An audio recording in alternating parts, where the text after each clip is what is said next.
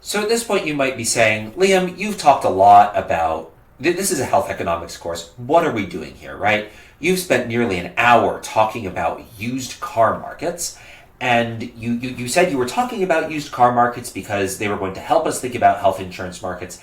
How on earth can a used car market help us think about a health insurance market, right? Like, this is crazy, right? Okay, so let's now that we've worked things out with the used car market case, let's think about the health insurance case, right? So let's alter the model to be about health insurance, and let's make the following assumptions, right? So assumption one, each customer I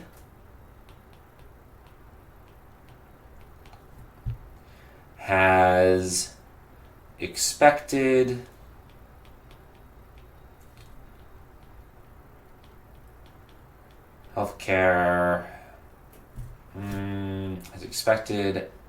healthcare costs XI over the course of a year. The insurance policy offers a single contract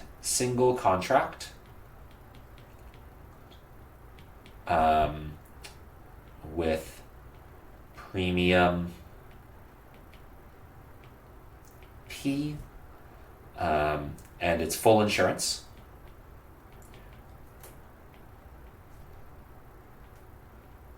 Right, so all your healthcare expenses will be covered.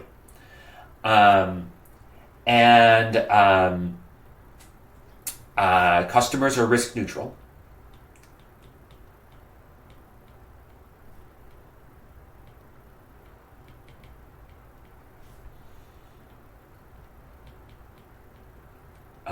Which implies they will only buy insurance if and only if, that IFF means if and only if, P is less than their expected healthcare costs, right, which is XI. Insurers must. So actually, sorry. Before I move on to the next assumption, a brief note about the customers being risk neutral. You may, at this point, if you're paying attention, your ears may pop up and you say, hold on, the whole reason people want to buy insurance is because they're risk averse. Why are you assuming they're risk neutral here? And the answer is partially it makes the math easier, and partially we're going to present a model next lecture in which customers are risk averse, right? And we're going to show even if customers are risk averse, you can still run into an adverse selection death spiral. But for now, it's easier to think of customers as a risk neutral just because, again, it makes the math easier. So we're going to relax this assumption eventually, but for now, bear with me, right? This is unrealistic, right? We think of customers as risk averse. And if customers are risk averse, it's possible the market will function in a way it won't when they're risk neutral. I'm aware of that, but for now, and you should be thinking about this, but for now, let's assume their customers are risk neutral just for the sake of showing how we can transform the market for the used car market for lemons into the insurance market for lemons, right? So the health insurance market for lemons. So insurers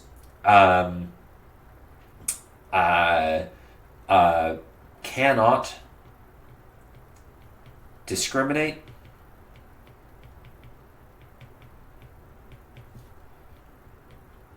based on expected healthcare costs, right? So they can't offer different prices to the healthy or sick, or refuse to sell to sick people versus healthier people.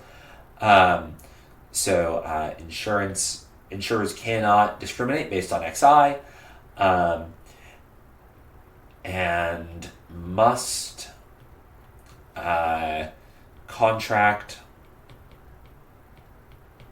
with anyone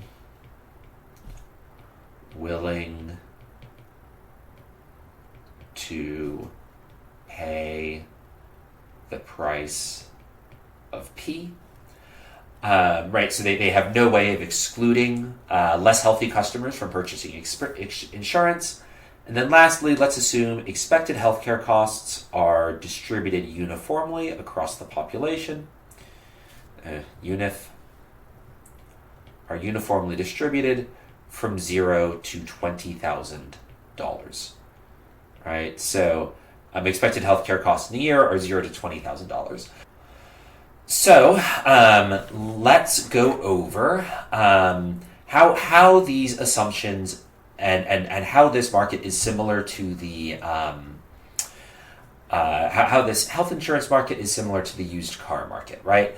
So here the cars are customers' bodies, right? And the sellers are the customers who are trying to convince the buyers or the insurance company that the cars / their bodies are healthy and unlikely to break down, right?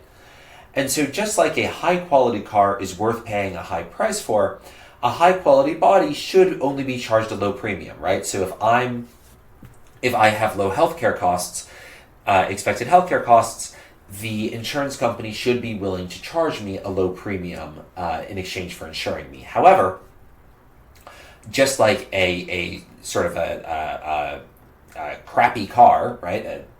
A not very good car should be expensive.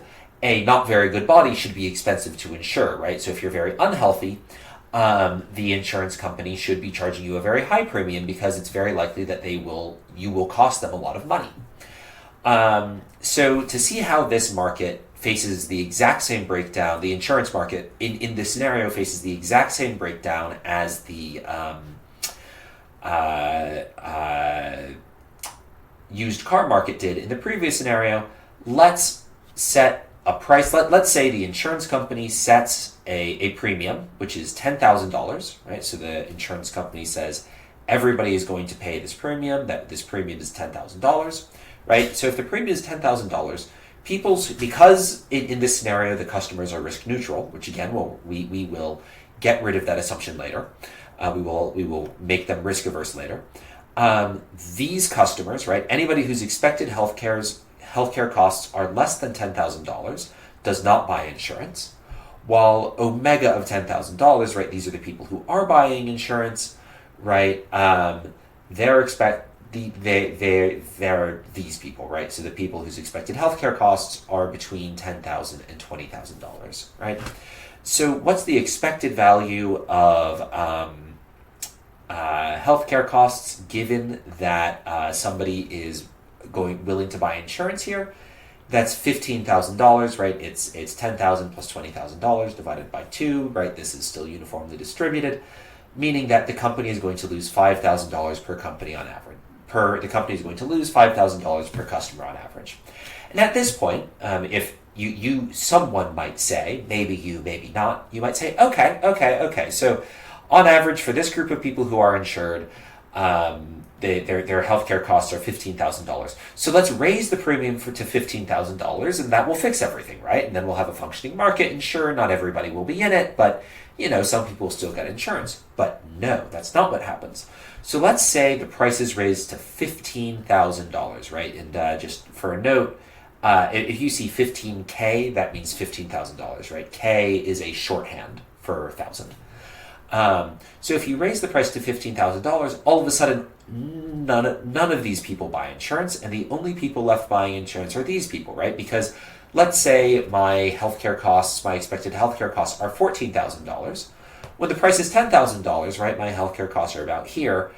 I'll pay, but here I'm not willing to pay, right? Because I'm risk neutral, and in this scenario, and so I can't lose money in expectation. And so if the premium is higher than my expected healthcare costs, I drop out of the market. So this means that XI, given that I is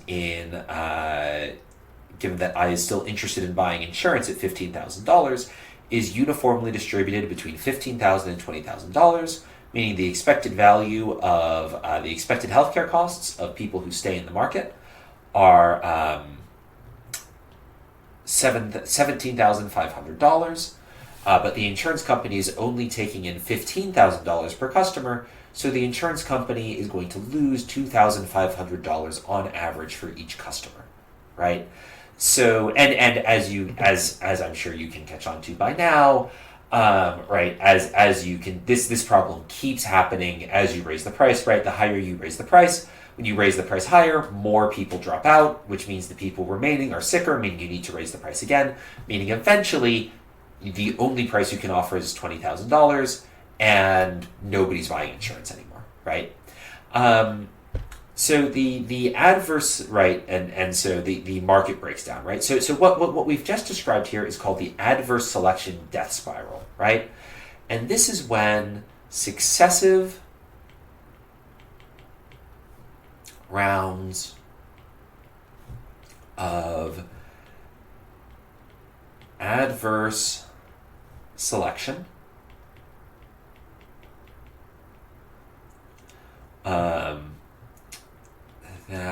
so this is excessive rounds of adverse selection that destroy, and for the purposes of this class, an insurance market.